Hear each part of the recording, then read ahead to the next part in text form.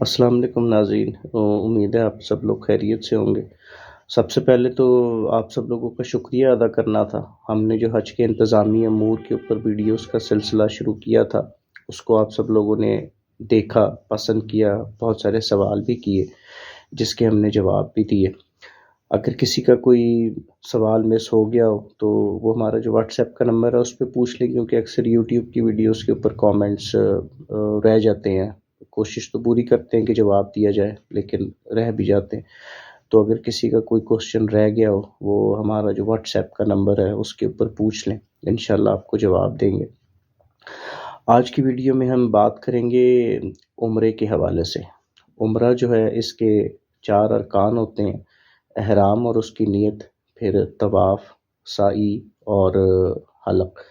इसमें से जो एहराम और उसकी नीयत है और तवाफ़, ये उम्रे के फ़राइज़ में आता है, और इसके अलावा साई और हलक जो है, ये उम्रे के वाजिबात में आता है। एहराम के हवाले से, एहराम बांधने के हवाले से हमारे चैनल पे ही एक वीडियो पड़ी है, वो मैं इस वीडियो की डिस्क्रिप्शन में भी ऐड कर दूंगा। वो लोग आप देख सकते हैं कि एहराम बांधने का क्या तरीका है मर्दों के लिए, और ख़वातीन का जो लिबास है जो वो पहनती हैं, वही उनका एहराम होता है। मर्दों के लिए एहराम की 2 सफ़ेद चादरें होती हैं, तो उसको बांधने का तरीका, उसके ऊपर एक वीडियो पूरी बनी हुई है, वो इस वीडियो की डिस्क्रिप्शन में भी हम ऐड कर देंगे, वहाँ से आप देख लीजिएगा। एहराम बांधने के बाद आती है फिर उसकी नियत, उम्रे की नियत। तो उम्रे की नियत आपने करनी होती है मीकात से।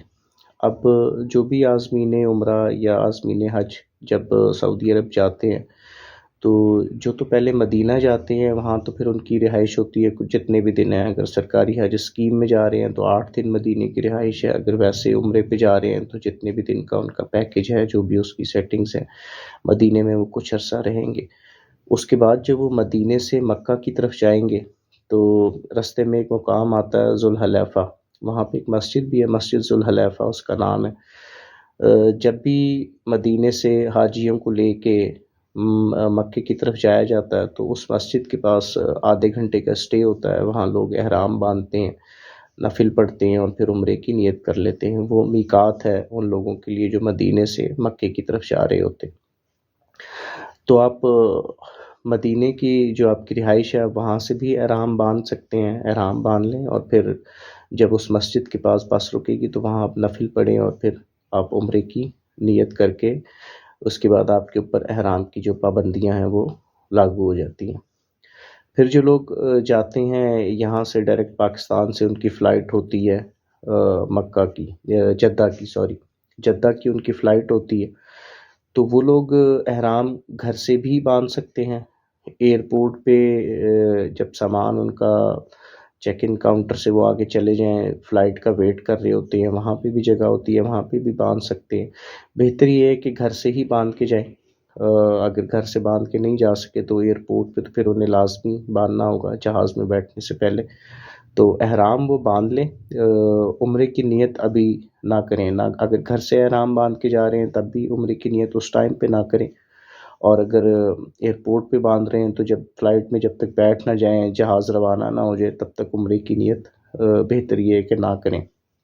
क्योंकि उससे होता ये है कि अगर आपने एहराम बांधने के बाद उम्रे की नियत मिसाल के तौर पे घर से ही कर ली, और किसी वजह से आपकी फ़्लाइट डिले हो गई 7 घंटे, 8 घंटे या इवन 1 दिन, तो क्योंकि आप उम्रे की नियत कर चुके हैं, तो आपके ऊपर एहराम की पाबंदियाँ लागू हो चुकी हैं, जो कि अब उम्रा मुकम्मल होने के बाद जब आप हलक करा लेते हैं, उसके बाद ही वो पाबंदियाँ ख़त्म होती हैं। तो जिनकी फ़्लाइट मक्के जद्दे की होती है, तो वो एयरपोर्ट पे जब एहराम बांध लें या घर से बांध लें, जहाज़ में बैठ जाएँ, जब जहाज़ रवाना हो जाता है, तो वैसे तो जब मीकात से गुज़र रहा होता है जहाज़, तो अनाउंसमेंट भी होती है। तो वो अनाउंसमेंट अगर किसी से मिस हो जाए, समझ आ जाए, तो उसका हल यही है कि जब आप जहाज़ में बैठ जाएँ, जहाज़ रवाना हो जाए, और उस टाइम पे फिर आप उम्रे की नियत कर लेते हैं। अब जब आप मदीने से जा रहे थे या पाकिस्तान से डायरेक्ट मक्का गए, मक्कातुल मुकर्रमा में आप अपनी रिहाइशों में पहुंच गए हैं, तो अगर आप थकन महसूस कर रहे हैं, आप वहाँ थोड़ा सा रेस्ट कर सकते हैं। और अगर थकन महसूस नहीं कर रहे, फ़ौरन जाना चाहते हैं उम्रे के लिए, तो फ़ौरन निकल जाएं। और अगर रेस्ट करके जाना चाहते हैं, तो उसमें भी कोई मज़ाहिका नहीं है, आप रेस्ट करके जा सकते हैं।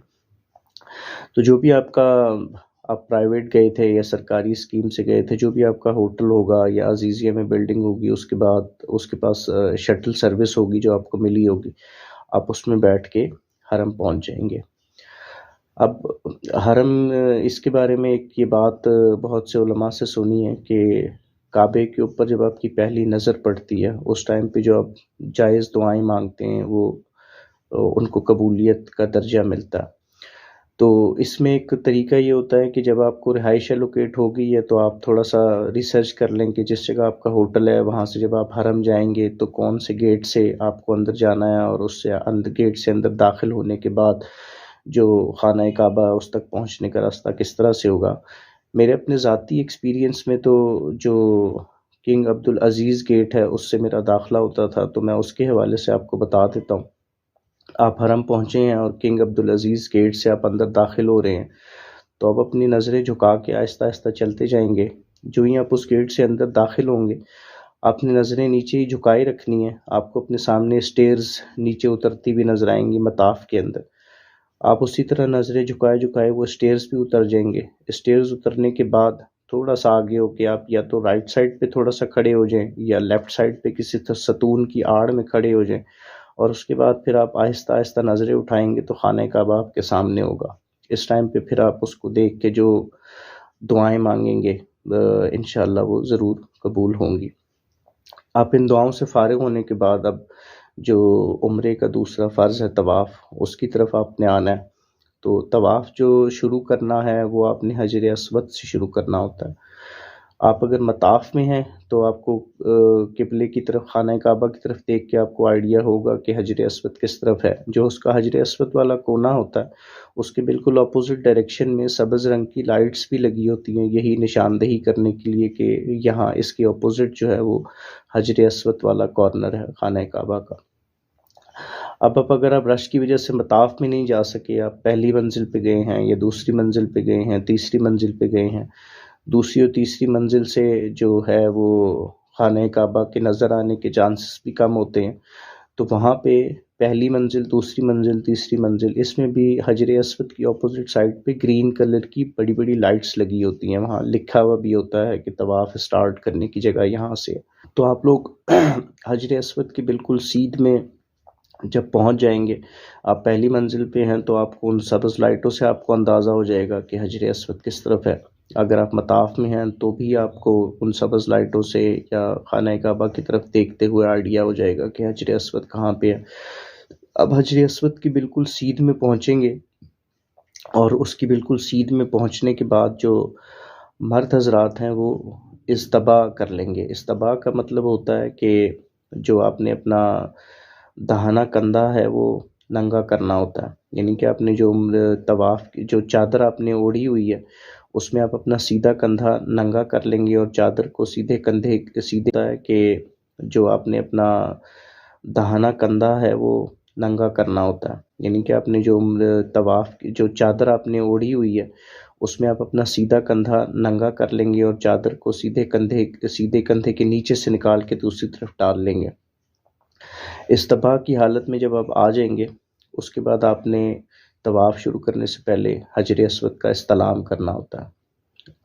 حجر اسود کا استلام کا مطلب یہ ہے کہ آپ حجر اسود کی طرف دور سے یوں کر کے اشارہ کریں گے اور آپ اپنے ہونٹوں کو چوم لیں گے یوں کرنے کے بعد، اور اس کے بعد پھر آپ جو ایک تکبیرات ہیں وہ پڑھتے ہوئے طواف شروع کر دیں گے۔ اسی طرح آپ طواف کا جو پہلے 3 چکر ہوتے ہیں اس میں مرد حضرات جو ہیں اس میں سنت طریقہ یہ ہے کہ وہ رمل کرتے ہیں۔ رمل کرنے کا مطلب یہ ہوتا ہے کہ آپ اپنا سینہ چوڑا کر کے اور تھوڑا سا تیز اسپیڈ میں چلتے ہیں۔ تو عمرے کے اندر جو طواف ہے اس میں پہلے 3 چکروں میں رمل کرنا سنت ہے، اور باقی جو 4 چکر ہیں اس میں رمل نہ کرنا سنت ہے۔ تو اب رش کی وجہ سے اگر آپ کو جگہ نہیں مل رہی تو پھر ضروری نہیں ہے کہ آپ کسی کو تکلیف پہنچاتے ہوئے رمل کرنے کی کوشش کریں۔ تو یہ طواف کا ہر چکر کمپلیٹ ہونے کے بعد آپ نے اسی طرح حجر اسود کا استلام کرنا ہے۔ تو اس طرح جب آپ کے طواف کے 7 چکر پورے ہوں گے، 7ویں چکر کے بعد آپ جو استلام کریں گے وہ 8واں استلام ہوگا۔ جب آپ 7 چکر پورے کر لیں گے، 8واں استلام ہو جائے گا، تو یہ آپ کا طواف پورا ہو چکا ہے۔ اب طواف پورا کرنے کے بعد آپ نے دیکھنا یہ ہے کہ ایسی جگہ، یہ طواف کے جو 2 نفل ہوتے ہیں جو واجب ہوتے ہیں وہ پڑھنے ہیں، ایسی جگہ پڑھنے ہیں جہاں مقام ابراہیم آپ کے اور خانہ کعبہ کے درمیان میں آ رہا ہو۔ ایسی جگہ مل جائے تو اچھی بات ہے، اگر نہیں مل رہی تو پھر جہاں آپ کو جگہ ملتی ہے تھوڑا سا پیچھے ہو کے، جو لوگ طواف کر رہے ہیں ایسی جگہ نفل نہیں پڑھنے کہ ان کو طواف کرنے میں مشکل ہو، مناسب سی جگہ ڈھونڈ کے وہاں آپ طواف کے 2 نفل پڑھ لیں گے، اور طواف کے نفل پڑھنے کے بعد آپ پھر آب زمزم پئیں گے۔ آب زمزم پینے کے بعد پھر آپ نے صفا مروہ کی سعی کے لیے جانا ہے جو عمرے کا واجب ہوتا ہے۔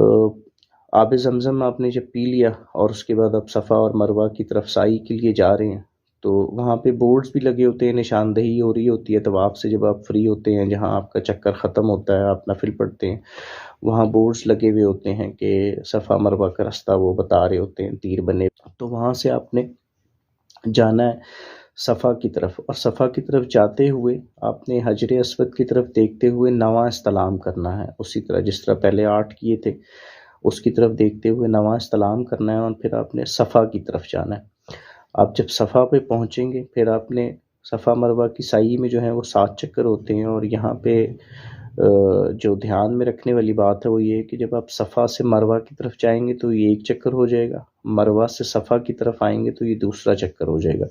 اس طرح آپ صفا سے شروع کریں گے تو جب آپ کے سعی کے 7 چکر پورے ہوں گے تو آپ مروہ کے اوپر، مروہ کے مقام پہ موجود ہوں گے۔ سعی کے یہ جو 7 چکر ہوتے ہیں، اس میں جس جگہ آپ یہ سعی کر رہے ہوں گے، آپ اگر روف کی طرف دیکھیں گے تو اس پورے ایریے میں ایک لمیٹڈ ایریے میں گرین کلر کی لائٹس لگی ہوتی ہیں، تو جو مرد حضرات ہیں جب وہ اس لائٹس کے نیچے سے گزریں گے تو تھوڑا دوڑ کے گزریں گے۔ یہ بھی سعی کے اندر مردوں کے لیے سنت طریقہ یہ ہے کہ وہ اس سبز لائٹ کے نیچے سے تھوڑا سا دوڑ کے گزریں گے۔ تو جب آپ سعی آپ کی پوری ہو جائے گی، اس کے بعد پھر عمرے کا آخری ایک رکن جو واجب ہے حلق، وہ رہ جائے گا۔ تو خواتین کے لیے تو جو ان کے سر کے بال ہیں اس کی چوٹی میں سے وہ نیچے سے 1 پور کے برابر بال کاٹ لیں گی، اور اس طرح وہ احرام کی پابندیاں ان کی ختم ہو جائیں گی۔ جو مرد حضرات ہیں ان کے لیے جو افضل طریقہ ہے وہ تو حلق کرانا ہے۔ حلق کا مطلب یہ ہوتا ہے کہ پورے سر کو شیو کرنا، تو یہ جب وہ کروا لیں گے تو ان کے اوپر احرام کی پابندیاں ختم ہو جائیں گی، اور عمرہ آپ کا ماشاءاللہ مکمل ہو جائے گا۔ مردوں کے لیے ایک طریقہ قصر بھی ہوتا ہے۔ قصر حلق کو زیادہ پسند فرمایا گیا ہے، قصر بھی کیا جا سکتا ہے، اور قصر کا مطلب یہ ہوتا ہے کہ آپ اپنے پورے سر کے جو بال ہیں ان کو انگلی کے ایک پورے کے برابر یا چوتھائی بال پورے سر کے منڈوائیں گے، تو یہ قصر کا طریقہ ہوتا ہے۔ آپ نے قصر کروا لیا، اس کے بعد آپ کا جو حالت احرام کی پابندیاں ہیں وہ ختم ہو جائیں گی، اور آپ کا عمرہ مکمل ہو جائے گا۔ تو یہ عمرے کے بارے میں کچھ باتیں تھیں جو ہم نے کی۔ باقی آپ بھی جن جن مکاتب فکر سے تعلق رکھتے ہیں عمرے کے بارے میں، جو بھی آپ کے شرعی سوال ہوں کہ کیا چیز پڑھنی چاہیے، اس کی نیت کیا کرنی چاہیے، کس طرح کرنا چاہیے، وہ لازمی اپنے جس بھی مکاتب فکر سے آپ تعلق رکھتے ہیں اپنے علماء سے سوال کریں۔ ہمارا بھی جو فیس بک واٹس ایپ کا جو گروپ بنا ہوا ہے اس میں بھی علماء ایڈ ہیں، آپ اس میں آ کے ان سے بھی سوال کر سکتے ہیں۔ باقی ایک چیز، جب آپ طواف کے چکر لگا رہے ہوتے ہیں تو رکن یمانی سے حجر اسود تک کا جو سائیڈ ہے وہ چکر لگاتے ہوئے سنت طریقہ یہ ہے کہ یہ دعا پڑھی جاتی ہے، ربنا آتنا فی الدنیا حسنۃ وفی الآخرۃ حسنۃ وقنا عذاب النار۔ اس کے علاوہ بہت ساری دعائیں ہیں جو علماء بتاتے ہیں، وہ اگر عربی میں یاد آپ کو نہیں بھی ہو پاتی تو آپ اپنی زبان میں طواف کرتے ہوئے دعائیں کر لیں، اس میں بھی کوئی مضحکہ نہیں ہے۔ بہرحال یہ ایک سنت طریقہ یہ کہ رکن یمانی سے حجر اسود کی طرف آتے ہوئے وہ جو سائیڈ ہے خانہ کعبہ کی، اس میں یہ ربنا آتنا فی الدنیا حسنۃ وفی الآخرۃ حسنۃ وقنا عذاب النار یہ دعا پڑھی جاتی ہے۔ باقی میں دوبارہ آپ سب سے ریکویسٹ کروں گا کہ یہ جنرل جو باتیں تھیں عمرے کے حوالے سے وہ میں نے بیان کی ہیں۔ عمرے کے حوالے سے جو بھی آپ کے شرعی سوال ہوں وہ لازمی اپنے مکاتب فکر جن سے بھی آپ کا تعلق ہے ان کے علماء سے پوچھ کے سمجھ کے جائیے گا، تاکہ کوئی پرابلم نہ ہو اور عمرہ بہترین افضل طریقے سے اپنا ادا کریں۔ کچھ آپ کے اگر سوال ہوں شرعی حوالے سے بھی تو وہ ہمارا جو فیس بک کا گروپ ہے، جو ہمارا واٹس ایپ کا گروپ ہے، اس پہ بھی مفتیاں ہیں ہماری ایک، وہ ایڈ ہیں، آپ ان سے وہ سوال پوچھ سکتے ہیں عمرے کے حوالے سے، شرعی سوال، وہ آپ کو جواب دیں گی۔ باقی انشاءاللہ آگے آنے والے دنوں میں ہم حج کے حوالے سے بھی، جو ہفتہ حج ہے پورا 8، 9، 10، 11، 12، 13 ہر دن کے اوپر ایک ویڈیو بنائیں گے، اور اس میں جو بھی اس کے ارکان ہوتے ہیں اس کے بارے میں بات کریں گے۔ انشاءاللہ جلد ہی پھر اس سیریز کے ساتھ آپ کی خدمت میں حاضر ہوں گے۔ تب تک کے لیے اللہ حافظ۔